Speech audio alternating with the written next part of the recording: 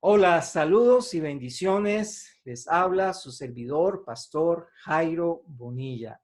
Hoy quiero compartir con ustedes un importante estudio del libro de Amós. Hoy vamos a leer y estudiar el capítulo 9, el último capítulo del libro profético de Amós, con el título de este estudio, El juicio y la restauración.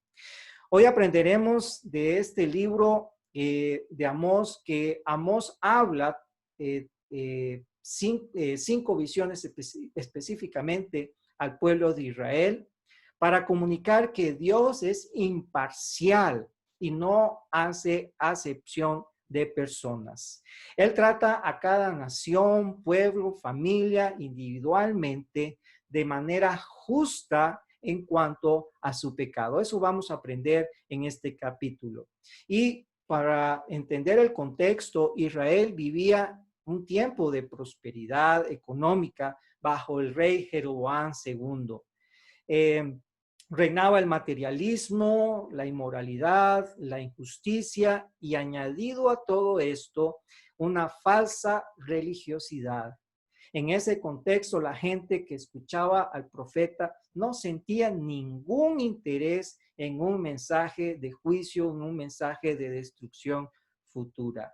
Por lo tanto, la nación había ignorado las advertencias anteriores acerca del juicio divino. Particularmente, Dios denunció esa confianza, esa falsa suposición religiosa de que Él estaba con ellos por ser el pueblo del pacto, el pueblo escogido de Dios. Este mismo error se repite en estos tiempos. Muchos hoy están confiados. Muchos hoy viven en su materialismo, en su consumismo, ignorando toda advertencia y señales del juicio divino. Qué terrible. Y aún más creen que su religión es suficiente y les va a salvar. Hoy le animo a no cometer este mismo error que cometió el pueblo de Israel. Y lo primero que aprenderemos hoy de esta profecía es que el juicio de Dios es ineludible. Así que abramos nuestras Biblias en Amós capítulo 9 y vamos a leer este primer versículo, versículo 1. Dice así: vi al Señor que estaba sobre el altar y dijo: derriba el capitel y estremezcanse las puertas y hazlos pedazos sobre la cabeza de todos. Y al postrero de ellos mataré a espada. No habrá de ellos quien huya ni quien escape.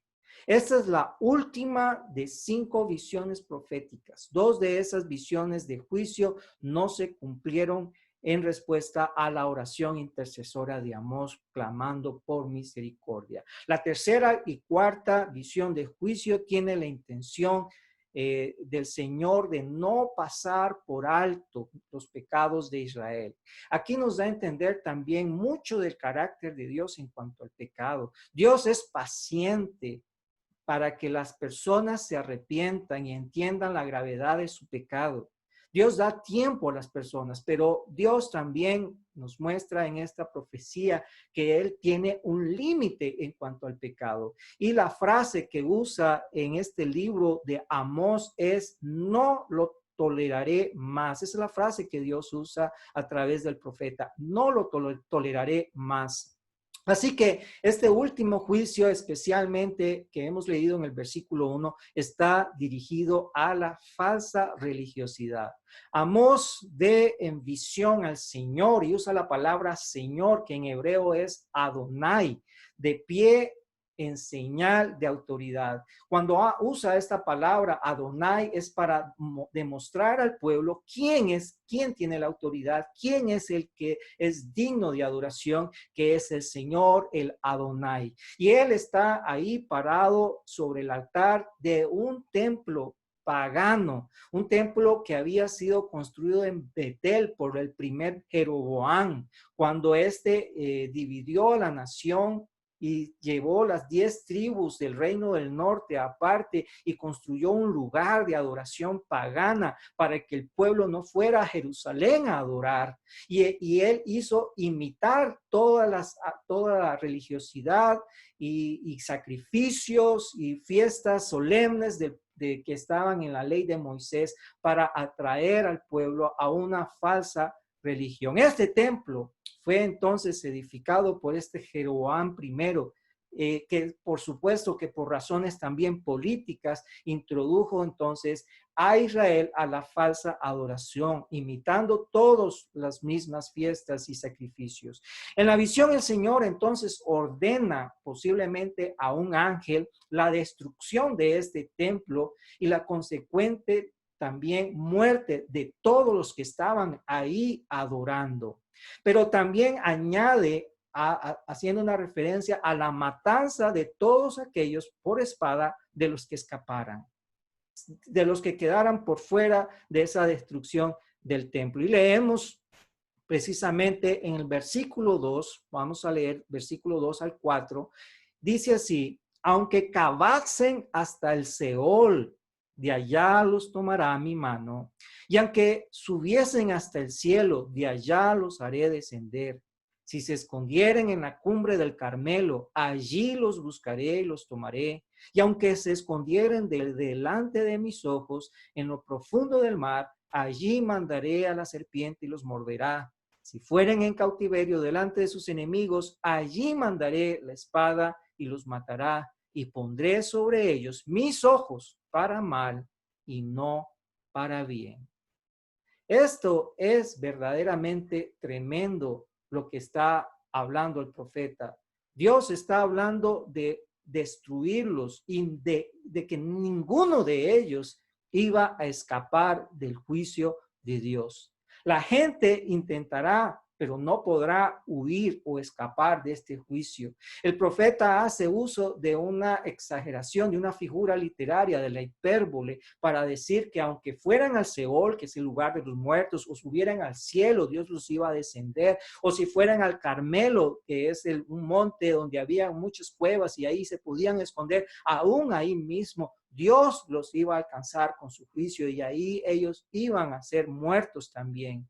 Entonces, la cautividad llegó en su momento con el imperio asirio. Los asirios llegaron y conquistaron a Israel y los llevaron cautivos, y aún para los que pensaban que el cautiverio iba a ser un lugar donde iban a escapar de la espada, aún el profeta menciona que ahí la espada les iba a llegar aún en medio de ese cautiverio. Pero quiero hacer hincapié en algo muy importante en este libro de Amós.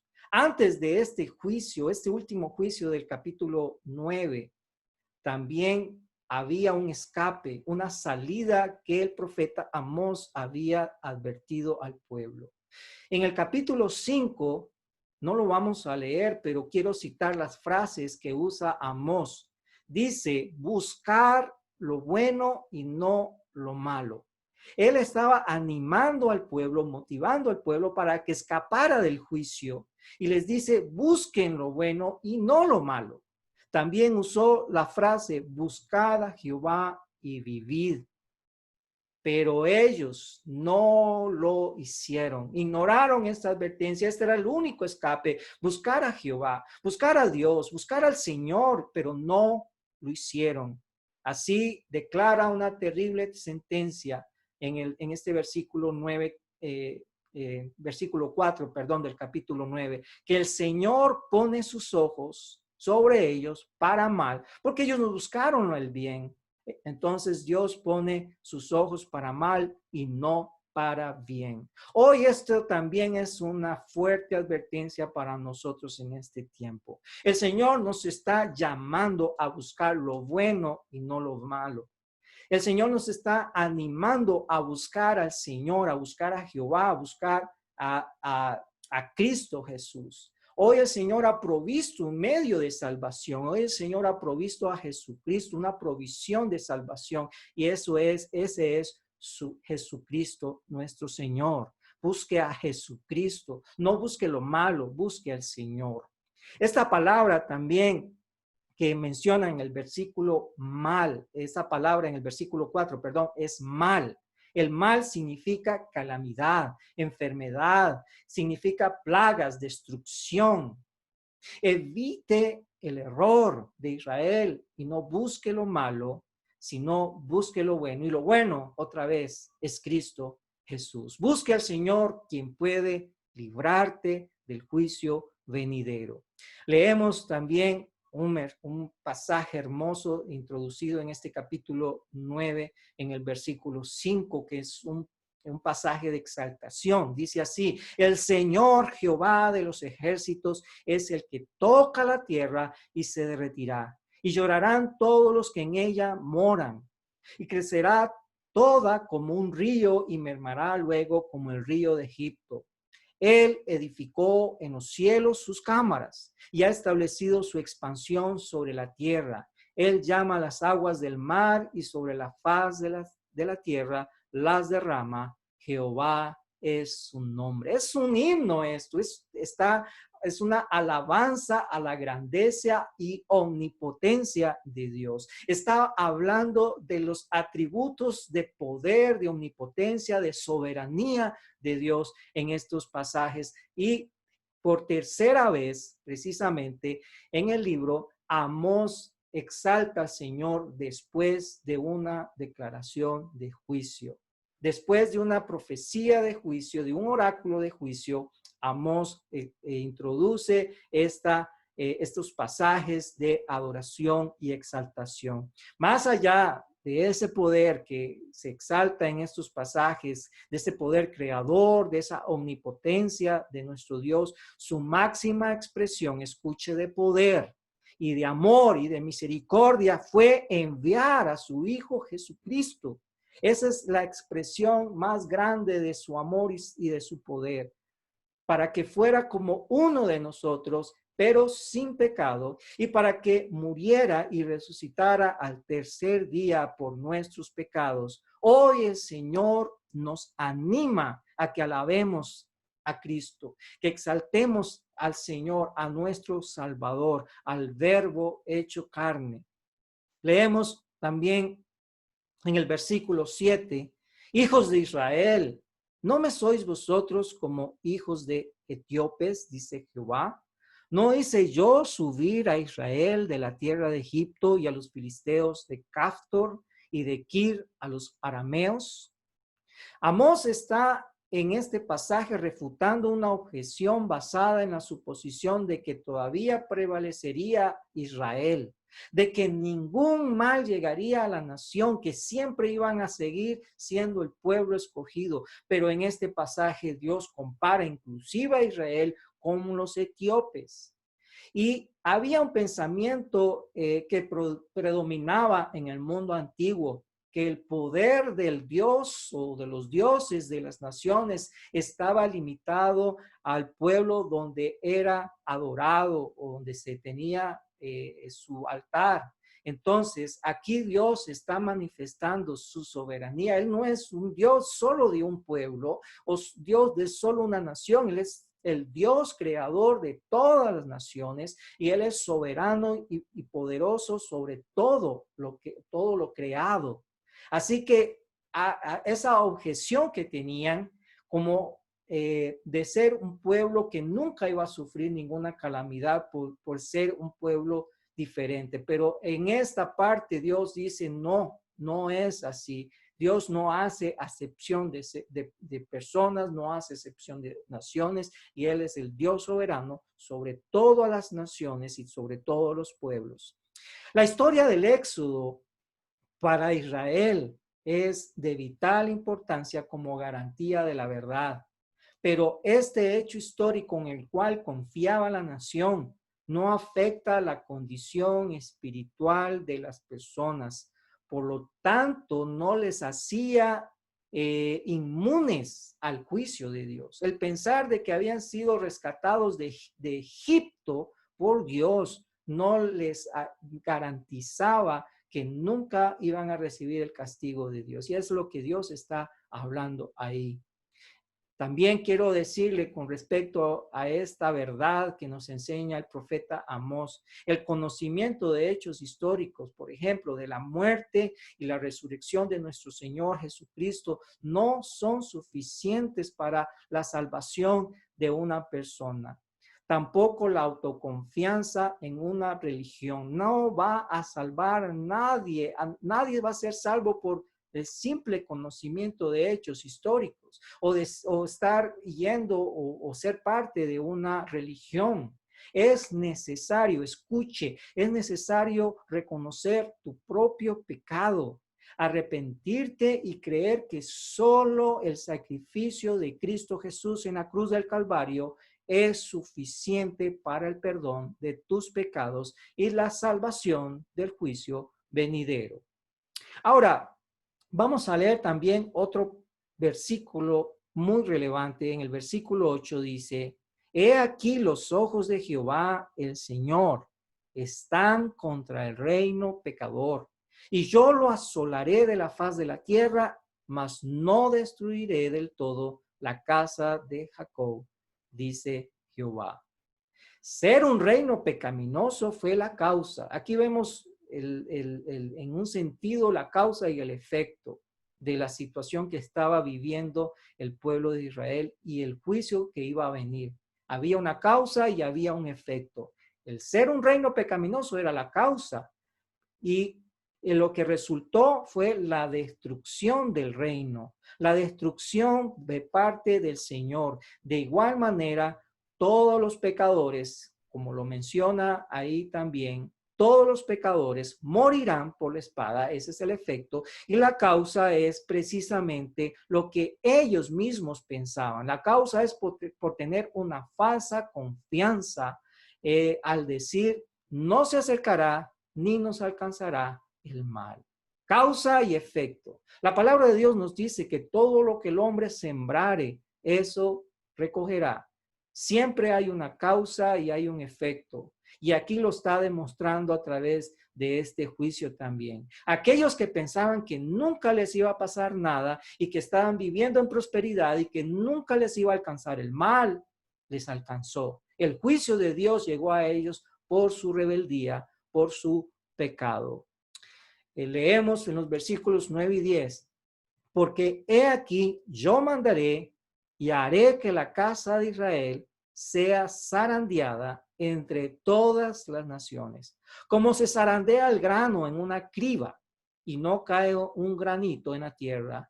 A espada morirán todos los pecadores de mi pueblo que dicen no se acercará ni nos alcanzará el mal. En el contexto histórico y cultural, nos revela cómo se utilizaba una criba, que es lo que menciona este pasaje. La criba era el paso final de aventar el grano para separar el exceso de paja no deseado de los granos, separar todo lo que era la basura.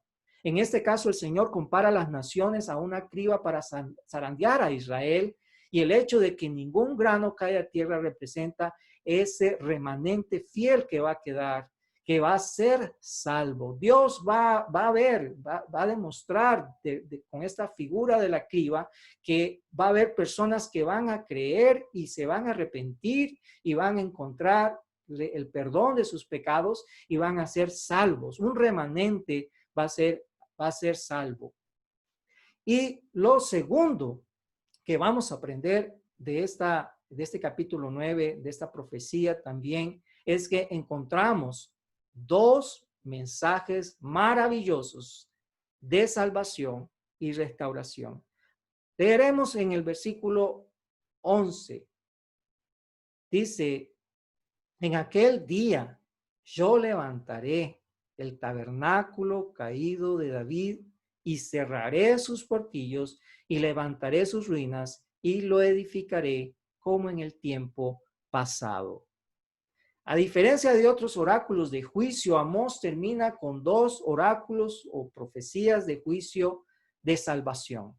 El primero acerca de la restauración del reino de David y el segundo acerca de la restauración de la tierra. La frase clave aquí es en aquel día.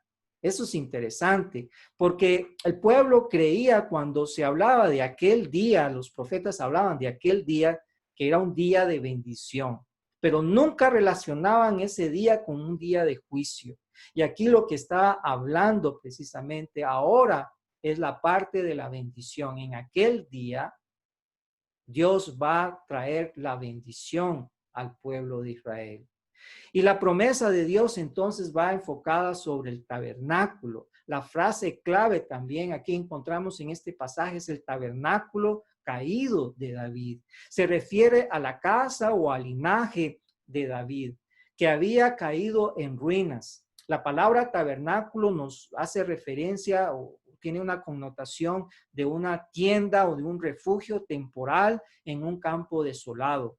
El linaje de David había sido un cobijo protector para las 12 tribus de Israel, pero ahora ese tabernáculo, esa cobertura estaba en ruinas, estaba caído. Las 10 tribus se habían separado de las otras 2 tribus del reino del sur y esto había demostrado que ese tabernáculo no estaba bien, estaba destruido y estaba totalmente en ruinas. Entonces Dios cumplirá la promesa, según este pasaje, hecha precisamente a David de levantar un descendiente. Esto es importante porque es una profecía milenaria, un descendiente que establezca su reino para siempre. Y hay un pasaje en el cual, en el Nuevo Testamento, en el libro de Lucas, y vamos a leerlo, donde el ángel Gabriel precisamente anuncia el cumplimiento de esta promesa y se lo dice a María. Leemos en Lucas capítulo 1, versículos 31 al 33. Dice, y ahora concebirás en tu vientre y darás a luz un hijo y llamarás su nombre Jesús. Este será grande y será llamado Hijo del Altísimo. Y el Señor Dios le dará el trono de David su padre y reinará sobre la casa de Jacob para siempre y su reino no tendrá fin. Qué hermoso pasaje que nos hace afirmar que ese linaje iba a ser prometido, uno que iba a ser levantado, que es Jesús, el Hijo de Dios, que va a rescatar, a levantar ese tabernáculo caído. También Santiago, en el libro de Hechos, en aquel concilio de Jerusalén, Hechos 15:17, dice, citando también a Amós en capítulo 9, versículos 11 y 12, dice Santiago, después de esto volveré y reedificaré el tabernáculo de David que está caído y repararé sus ruinas y lo volveré a levantar para que el resto de los hombres busque al Señor. Aquí está haciendo también referencia de mesiánica de Cristo Jesús, quien en su primera venida estableció su reino espiritual que consiste tanto de judíos como de no judíos, es decir, de gentiles, confirmando que Él ha incluido a los no judíos, a todas las personas en la tierra, en su plan redentor, en su plan de salvación.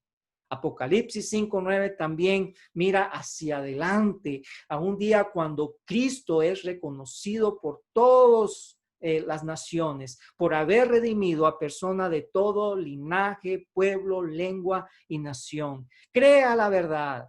Qué hermosa verdad nos da Dios en este tiempo a través de estas profecías. Crea la verdad que Dios es Señor de todo pueblo y que su salvación está disponible para cualquier persona que crea en Él.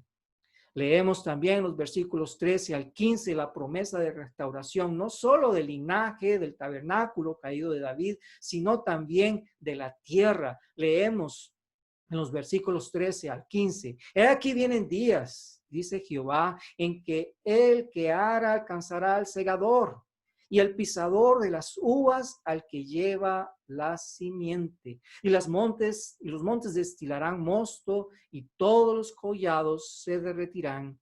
Y traeré del cautiverio a mi pueblo Israel y edificarán ellos las ciudades asoladas y las habitarán plantarán viñas y beberán el vino de ellas, y harán huertos y comerán el fruto de ellos, pues los plantaré sobre su tierra y nunca más serán arrancados de su tierra que yo les di, ha dicho Jehová Dios tuyo. Aquí vemos en este pasaje la restauración de la tierra. Amós hace referencia a que Jehová quitará la maldición del pacto. Si leemos Levítico 26 y Deuteronomio 28, el pueblo iba a ser bendecido si obedecía la ley, si obedecía los mandamientos del Señor, si buscaba a Dios de todo su corazón, ellos iban a vivir en bendición. Pero también en estos mismos pasajes que les he citado en Levítico y en Deuteronomio, Dios hace una seria advertencia de maldición. Serán malditos, malditos serán por haber abandonado a Dios. Hoy esto también es una seria advertencia que cuando nos alejamos de Dios, estamos desprotegidos de Dios, estamos viviendo en maldición. La bendición está con Dios, en obedecerle a Él, obedecer sus mandamientos, seguir a Cristo, obedecer al Señor en todas las cosas. Ahí está la verdadera bendición. Y aquí vemos al final, en esta promesa de restauración, en este oráculo, en este juicio, también que hay una promesa de restauración, porque el pueblo, ese remanente que va a quedar, va a ser un remanente fiel a Dios, que va a adorarle, que va a seguirle, que va a ser obediente al Señor. Entonces, por último, vemos esta última parte donde la bendición de Dios va a estar sobre la tierra. En lugar de sequía, en lugar de hambre, habrá abundancia de frutos de la tierra. En lugar de exilio, como en este momento iba a sufrir la nación de Israel por parte de los asirios, en lugar de exilio y temor, Israel iba a edificar y habitará confiado en la tierra. En lugar del quebrantamiento, de la guerra, de la espada, ellos iban a vivir verdaderamente, ahora sí, confiados en Cristo, confiados en el Rey y Señor y su Salvador, que ellos van a vivir en paz continua, por lo que Israel siempre iba a disfrutar del fruto de su trabajo. Dios nos está mostrando grandes verdades para nosotros hoy a través de estas profecías. Hay un tiempo en que el Señor va a juzgar la maldad, va a juzgar el pecado. El Señor no va a dejar sin juzgar el pecado. La palabra de Dios nos habla en Romanos capítulo 10, versículos 9, que el juicio de Dios es certero. La paga del pecado, en versículo 23, Romanos 3, 23, la paga del pecado es muerte. Es muerte. Dios no va a dejar por alto. Él tiene una medida y Él va a traer juicio, pero también el Señor nos da advertencias. A pesar de las advertencias del juicio del profeta, el pueblo de Israel siguió confiando que ningún mal le iba a acontecer, porque Jehová estaba con ellos viviendo con esa suposición de que Dios estaba con ellos. Ellos eran el pueblo del pacto y estaban viviendo una religión de apariencia. Qué lamentable. Y esta falsa confianza les llevó a sufrir el castigo de Dios. Yo le animo a que crea la verdad de Dios. La verdad que Dios juzga a todos los pecadores y que no hace de ninguna manera acepción de personas. Evite el error de Israel de creer que vivir una aparente religiosidad les iba a salvar del juicio. Y por último, le motivo a que examine su corazón. Hable con Dios. Busque un lugar a solas con Dios. Examine su corazón y permita que Dios examine su corazón también. Si realmente usted se ha arrepentido de su pecado y ha rendido su vida a Cristo. ¿Lo ha hecho realmente? ¿Ha reconocido a Él como Señor y Salvador de su vida? Si no lo ha hecho, hágalo. Porque lo que hemos aprendido a través de esta profecía de Amós es que el Señor nos da oportunidades, nos da advertencias para que hagamos lo correcto, busquemos el bien y no lo malo. Busquemos a Jehová. Vamos a terminar con una oración. Padre, gracias te doy por tu palabra. Gracias por lo que nos has hablado a través de este estudio, Dios. Ayúdanos, Señor, a corregir lo que tengamos que corregir, Dios. Si aún, mi Dios, no he dado ese paso de fe, Dios, ayúdame a dar ese paso de fe, a confiar en Jesucristo para el perdón de mis pecados. Padre, que este mensaje, Dios, cale muy profundo en nuestros corazones en estos tiempos. En el nombre de Cristo Jesús te lo pido. Amén y amén. Gracias, que Dios me les bendiga a cada uno de ustedes.